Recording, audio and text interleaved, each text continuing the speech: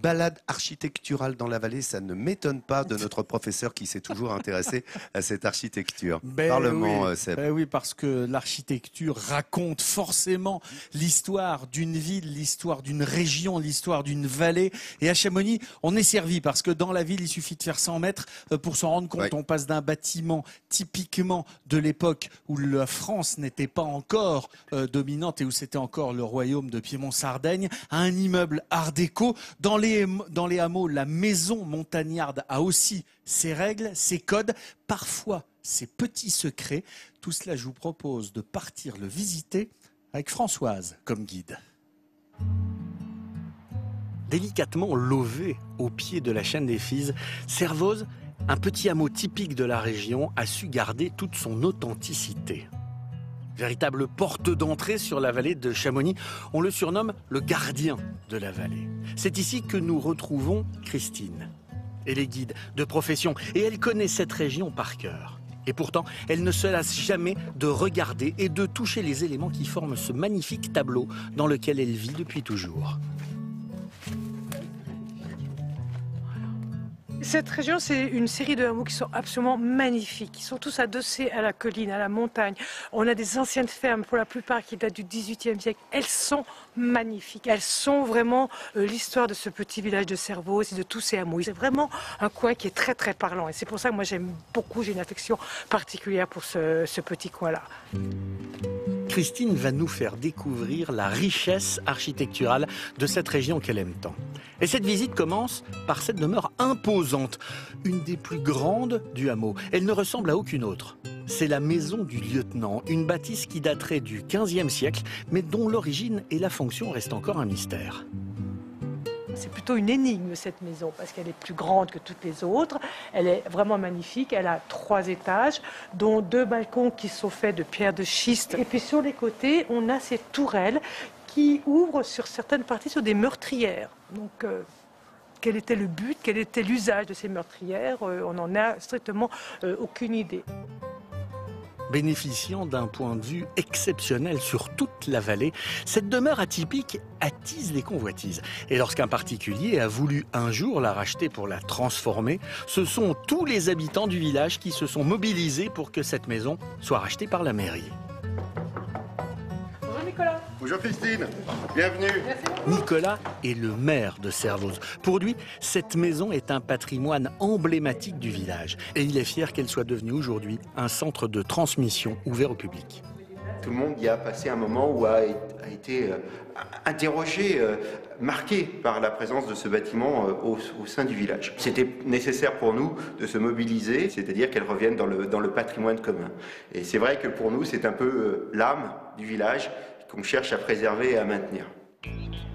À quelques encablures de Servoz, Chamonix recèle également des richesses architecturales étonnantes. Voici la Butterfly. Datant de la Belle Époque, cette villa de villégiature rivalise d'originalité. Elle a été construite en forme d'étrave pour lutter contre les éventuelles avalanches. Si une avalanche tombait, eh bien, elle s'écartait et partait de chaque côté de cette maison. Elle est vraiment étonnante, magnifique, et vous allez voir l'intérieur, c'est tout à fait surprenant. Et à l'intérieur de cette villa, tout est encore dans son état d'origine. La maison s'articule autour du salon central, donnant sur de petites chambres et sur une galerie ouverte vers l'extérieur. Pour notre guide, cette demeure, c'est sans conteste la plus originale de la vallée. Elle est totalement incongrue dans cette vallée de Chamonix. Elle est originale, elle a une forme particulière, elle a un décor qui n'a rien à voir avec l'architecture traditionnelle de Chamonix. Passionné par Madame Butterfly, le constructeur de cette maison s'est inspiré de l'opéra de Puccini pour agrémenter son intérieur avec des tapisseries en velours de Gênes. Et pour Christine, ce décor extraordinaire est un véritable voyage à travers le temps. Ça m'émeut quand je vois ce tissu qui est là depuis la construction de cette maison, qui a passé le temps, qui est en excellent état. On a le sentiment qu'ici, le message est passé entre celui qui l'a construit et jusqu'à nous. C'est peut-être aussi ce qui fait le charme de cette maison. Nous sommes à présent dans le poumon de Chamonix. Ici s'entremêlent des architectures aussi belles que variées qui font toute la richesse de la ville. La mairie, avec son corps principal et ses 2 ailes de chaque côté, est un ancien hôtel de 1859. C'est un des bâtiments les plus emblématiques du style néoclassique dans la vallée. L'originalité de ce bâtiment, c'est qu'il a été construit à une époque où on faisait encore partie du royaume de Piémont-Sardaigne. Et toute construction importante se devait d'être dans le style de Turin. Un peu plus loin, des bâtiments sont affublés de toits haussmanniens, tandis que d'autres exhibent une façade plus robuste, faite de béton agrémenté par un décor en céramique de grès dans un style très art déco. Et cette diversité démontre toute l'ouverture d'esprit des Chamoniards pour les différents courants architecturaux au fil du temps. C'est vraiment une spécificité. À Chamonix, vous allez trouver de l'art nouveau, vous allez trouver de l'art déco, vous allez vous rentrer dans une boutique chez un fleuriste, vous montez les yeux au plafond, vous trouvez un plafond qui est peint, vous allez chez une coiffeuse, la même chose, vous retrouvez un autre peint. Vous allez regarder un peu dans le détail les balcons, vous allez voir des ferronneries, elles sont toutes différentes. Il faut savoir ouvrir les yeux à Chamonix et là, on se fait vraiment plaisir parce qu'on a plein de choses absolument magnifiques.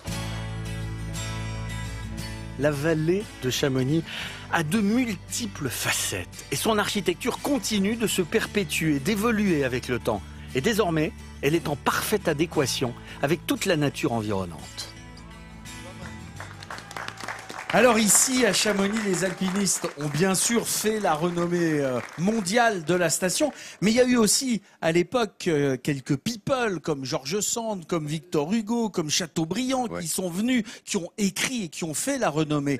Napoléon III est venu marcher sur la mer de glace et ils furent toujours guidés par des chamoniards. Et Christine Boismont-Lasserre fait partie de ces héritières de tous ces guides. Elle a toujours été passionnée par l'histoire de la vallée de Chamonix, qui est devenue son terrain de jeu. Elle a écrit des livres sur le patrimoine chamoniard, sur notamment le passage de la vallée de Chamonix du royaume de Piémont-Sardaigne à l'Empire français en 1860. Et surtout, elle aime faire elle aime faire découvrir ces lieux magnifiques à sa manière, toujours en racontant des anecdotes sur les lieux, sur les personnes qui ont habité, les gens qui ont fait ces maisons. Alors bien sûr, elle passionne les Français qui viennent découvrir ces endroits, mais elle aime aussi à faire découvrir tout cela aux Anglais, aux Italiens, qui viennent pour parfois autre chose que le ski et que l'alpinisme. Et pour tout cela et pour toute la convivialité qu'elle met à ses découvertes, eh bien, je vais lui remettre un sourire de France qu'elle mérite largement. Et je vous promets de ne plus vous appeler Françoise. Largement mérité, vous l'avez compris, pour l'accueil. Préservation du patrimoine. Oui.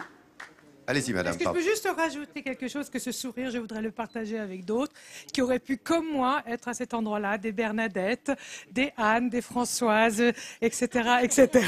Voilà, merci beaucoup. Bravo, merci à vous. Christine. Le partage, vous l'avez compris, regardez le beau sourire qu'elle arbore et c'est largement mérité, évidemment, pour l'accueil que l'on réserve ici aux Français et aux étrangers. La valeur ajoutée, toujours, de l'accueil, d'où le sourire de France.